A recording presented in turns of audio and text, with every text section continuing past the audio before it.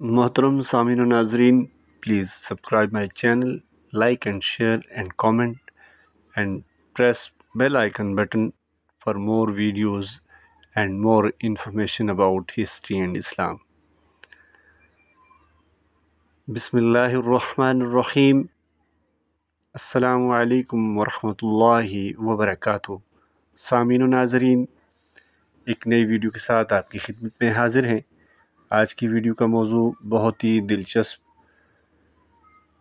اور وہ موضوع یہ ہے کہ جنت کیسی ہے اور جنت میں کیا کیا ہے اور جنتی کو کیا کیا انعامات ملیں گے. یہ سب کچھ آج کی ویڈیو میں، تو ویڈیو کو مکمل دیکھیں اور لائک کریں، شیئر کریں اور کامنٹ کریں. سامعین و ناظرین، جنت ایسا نام ہے جس کو سنتے ہی ہر انسان کے ذہن میں بہت سارے سوالات پیدا ہوتے ہیں. جنت کہاں ہے، کیسی ہوگی، جنت میں کیا کیا ہوگا، اور جنت کی حوریں کیسی ہوں گی، ان سے کیسے تعلقات قائم ہوں گے یا تعلق کیسا قائم ہوگا، کیا نفسانی خواہشات ہوں گی، بچے کیسے پیدا ہوں گے، ہم بستری سے لذت کیسے حاصل ہوگی، مردوں کو حوریں تو عورتوں کو ہم بستری کے لیے کون ملے گا.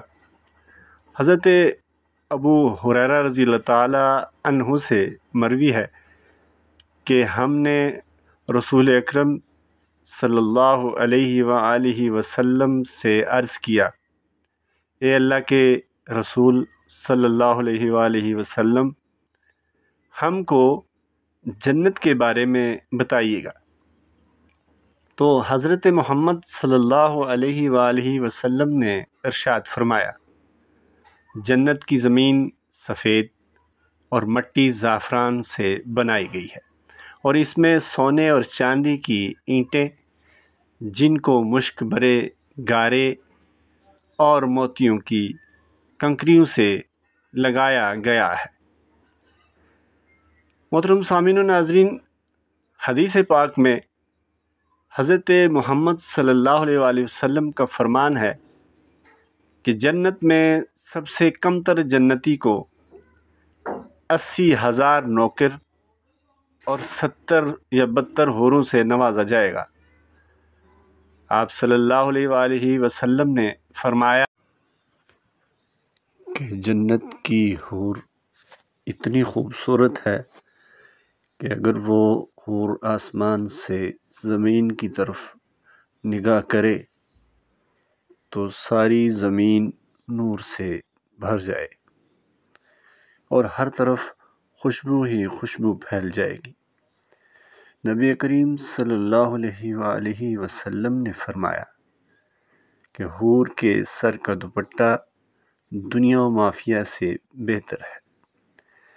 رسول اللہ صلی اللہ علیہ وآلہ وسلم نے ایک جگہ اور ارشاد فرمایا کہ جنت کی حوروں کی پنڈلیاں ایسی ہوں گی جن کا گوشت اندر تک نظر آئے گا.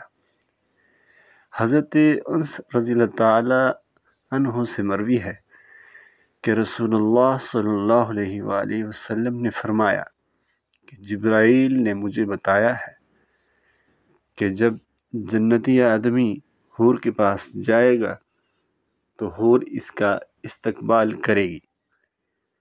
تم جس انگلی سے چاہو حور کو پکڑ سکو گے. اگر حور کا ایک بال زمین میں ظاہر ہو جائے تو مشرق تا مغرب میں نور ہی نور پھیل جائے گا. جنتی آدمی جنت میں اپنے بستر پر بیٹھا ہوگا تو اس کے سر پر ایک نور ظاہر ہوگا. اس کے ذہن میں یہ بات آئے گی کہ اللہ تعالیٰ اپنی مخلوق پر نظر کرم فرما رہا ہے، اور جب وہ اس نور کی طرف نگاہ کرے گا تو وہ ایک حور ہوگی اور وہ اس جنتی سے کہہ رہی ہوگی، اے اللہ کے بندے، کیا تمہارے پاس ہمارے لیے وقت نہیں ہے؟ یہ آدمی اس سے دریافت کرے گا کہ تم کون ہو؟ وہ جواب دے گی کہ میں ان حوروں میں سے ہوں جس کا اللہ تعالی نے تم سے وعدہ فرمایا تھا۔ اسی طرح محترم سامعین و ناظرین، وہ حور اس جنتی کے پاس بیٹھ جائے گی اور ابھی وہ جنتی اس حور سے گفتگو کر رہا ہوگا کہ ایک اور حور اس بندے کے پاس آ کر کہے گی، اے اللہ کے ولی، کیا تمہارے پاس ہمارے لیے وقت نہیں ہے؟ اس طرح وہ جنتی ایک حور سے دوسری حور سے باتیں کرتا رہے گا۔ حضرت سیدنا عباس رضی اللہ تعالی عنہ سے مروی ہے کہ اگر جنتی حور اپنے ہاتھ کا کچھ حصہ زمین اور آسمان کے درمیان ظاہر کر دے تو زمین والے اس کے حسن سے آپس میں ہی فتنے میں پڑ جائیں۔ اگر وہ اپنا دوپٹہ زمین پر ظاہر کر دے تو زمین اس کے آگے جھک جائے، اور اگر وہ اپنا چہرہ ظاہر کر دے تو زمین اور آسمان کی ہر چیز ظاہر ہو جائے۔ اور اس کے بعد فرمایا کہ اگر جنت کی کوئی خاتون اپنا تھوک سمندر میں ڈال دے تو سارے سمندر کا پانی شہد سے بھی زیادہ میٹھا ہو جائے۔ یہاں سوال یہ پیدا ہوتا ہے کہ مردوں کو جنت میں حوریں عطا کی جائیں گی، تو پھر جو عورتیں جنت میں جائیں گی تو ان کو کیا ملے گا؟ سامعین و ناظرین، عورتوں کے لیے یہ ہے کہ جب وہ جنت میں جائیں گی تو وہ اپنے نیک شوہر کے ساتھ رہیں گی۔ وہ عورت اپنے شوہر کو ملنے والی جنت کی حوروں کی سردار ہوگی۔ اسی طرح محترم سامعین و ناظرین، اللہ تعالیٰ اس عورت کو تمام حوروں سے خوبصورت بنا دے گا۔ یہ دونوں میاں بیوی ایک دوسرے کے ساتھ بہت زیادہ پیار کریں گے، اور اسی طرح یہ دونوں میاں بیوی جنت میں رہیں گے۔ جو عورت کنواری فوت ہو جائے گی اس کو جنت میں اختیار دیا جائے گا کہ وہ جنت میں جس مرد کے ساتھ چاہے رہے گی، اس کا نکاح اس مرد کے ساتھ کر دیا جائے گا۔ اسی طرح ایک عورت نے حضرت محمد صلی اللہ علیہ وآلہ وسلم سے دریافت کیا، جب کسی عورت کا شوہر فوت ہو جاتا ہے تو ہم اس کے بعد دوسرے شوہر سے نکاح کر لیتی ہیں، ان میں سے جنت میں اس عورت کا شوہر کون ہوگا؟